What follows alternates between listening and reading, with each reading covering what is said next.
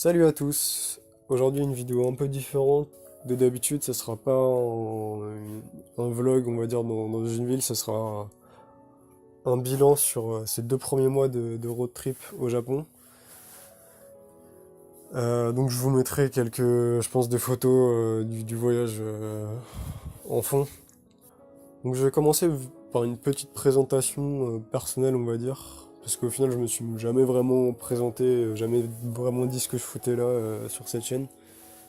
Après, je vais parler quand même des impressions générales sur le voyage, comment ça se passe, etc. Et après, j'aborderai quelques détails qui me viennent à l'esprit comme ça. Bon, voilà. Donc, qu'est-ce que je fous là?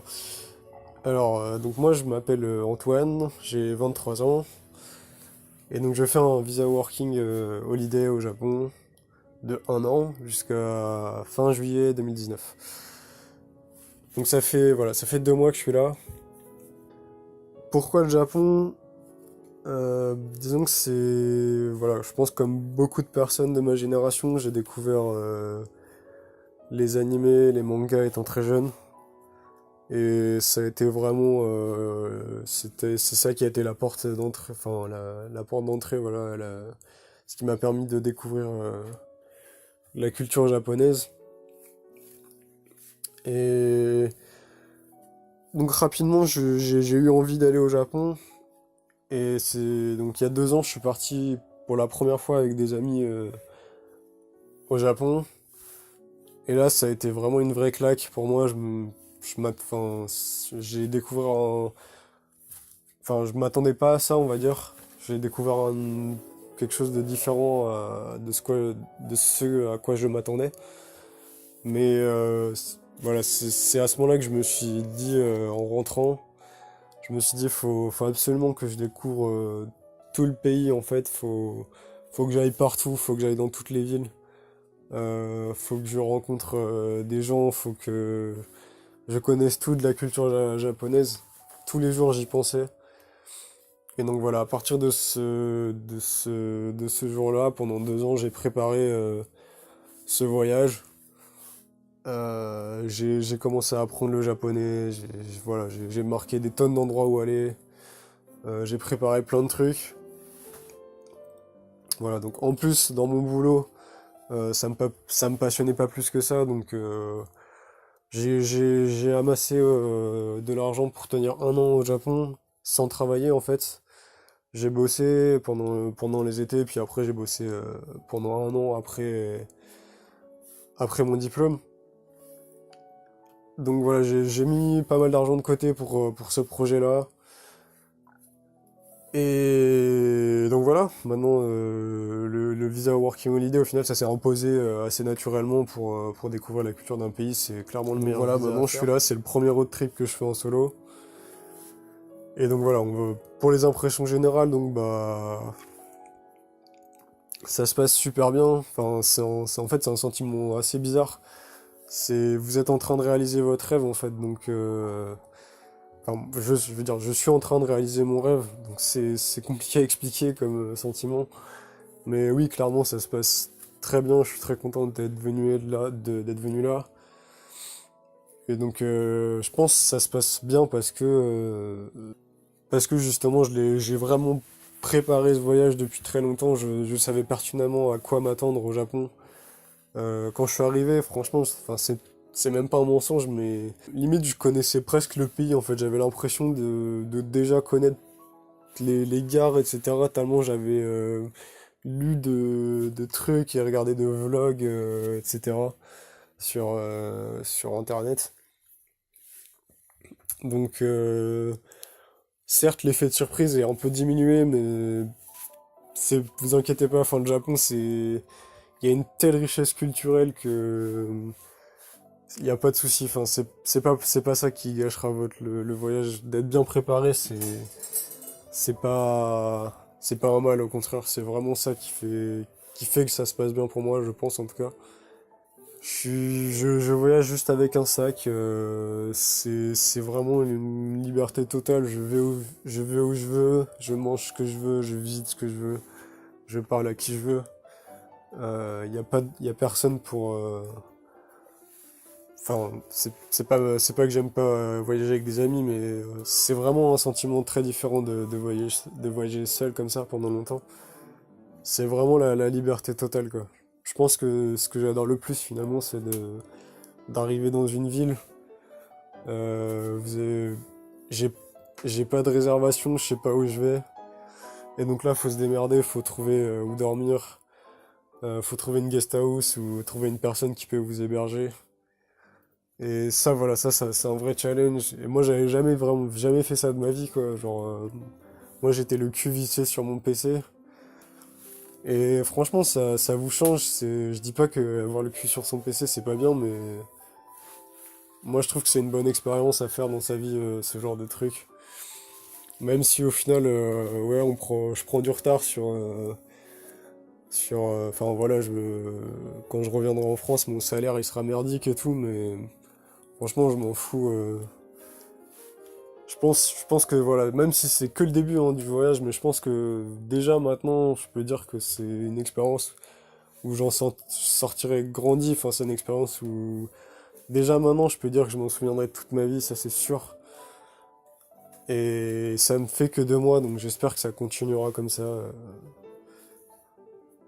Et voilà, donc oui, ça se passe très bien. Et je vous encourage vraiment à oser à oser y aller. Si moi je peux le faire, franchement, tout le monde peut le faire parce que je suis vraiment pas le mec le plus démerde. Et en tout cas, au Japon, c'est possible, quoi. Donc ensuite, un point que j'aimerais aborder, c'est voilà, la question de rencontrer des gens au Japon. Alors, en vrai, rencontrer des gens au Japon, c'est vraiment facile, surtout quand vous parlez un peu japonais. Par contre, se faire des amis, c'est autre chose. C'est plus compliqué. Au final, jusqu'à maintenant, j'ai pas vraiment de vrais bons amis au Japon. Le fait est que, oui, du coup, vu que je reste 3 jours à chaque fois dans chaque ville, c'est un peu compliqué de nouer des liens forts, on va dire, en 3 jours. C'est assez rare que le mec devienne votre meilleur pote au bout de 3 jours. Et donc voilà, même si voilà, je me suis fait des amis honnêtement, mais je pourrais pas dire que c'est voilà, des amis sur lesquels je peux compter, ou voilà, des vrais amis quoi. C'est des connaissances, c'est un peu plus que des connaissances quoi. Mais c'est pas des vrais amis, mais bon. Après je perds pas espoir, peut-être quand je me poserai un peu plus, j'arriverai à me faire voilà, des liens un peu plus solides avec des gens. En tout cas j'espère. Mais voilà, au final, le road trip comme ça, c'est quand même un délire solo. Faut, même si effectivement être tout seul, c'est plus facile de rencontrer des gens tout seul. Au final, je passe quand même pas mal de temps seul, à visiter des trucs seul.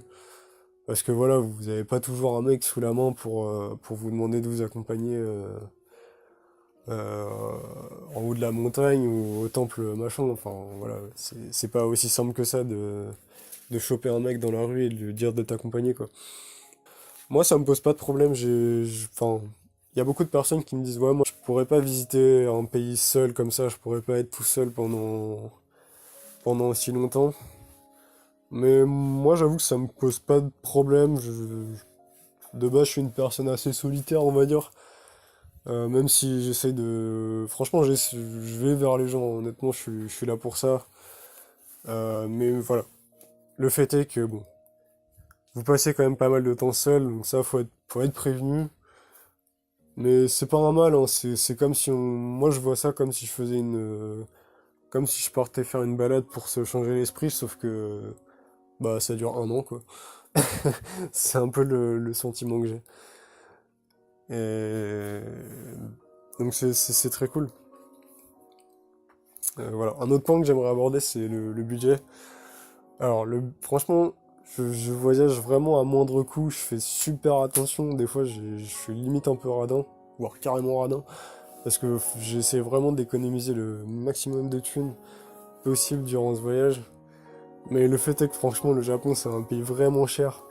Quand vous vous déplacez en bus, parce que je prends pas le train, parce que le train c'est trop cher, mais en bus et tout, c'est vraiment très cher. Je dépense beaucoup plus que ce que j'avais prévu. Voilà, donc en fait, disons que comme je vous ai dit, j'avais prévu de la thune pour rester 1 an au Japon. Bon, le fait est que maintenant, il va falloir absolument que je trouve un job au Japon si je veux rester pendant 1 an. Bon, ça me dérange pas parce que de base, j'avais prévu de trouver un job au Japon, mais voilà, maintenant c'est plus une éventualité, il faut que je trouve un job au Japon si je veux rester. Donc voilà, c'est un petit stress en plus, mais bon, moi je voyais ça comme un challenge, on va dire.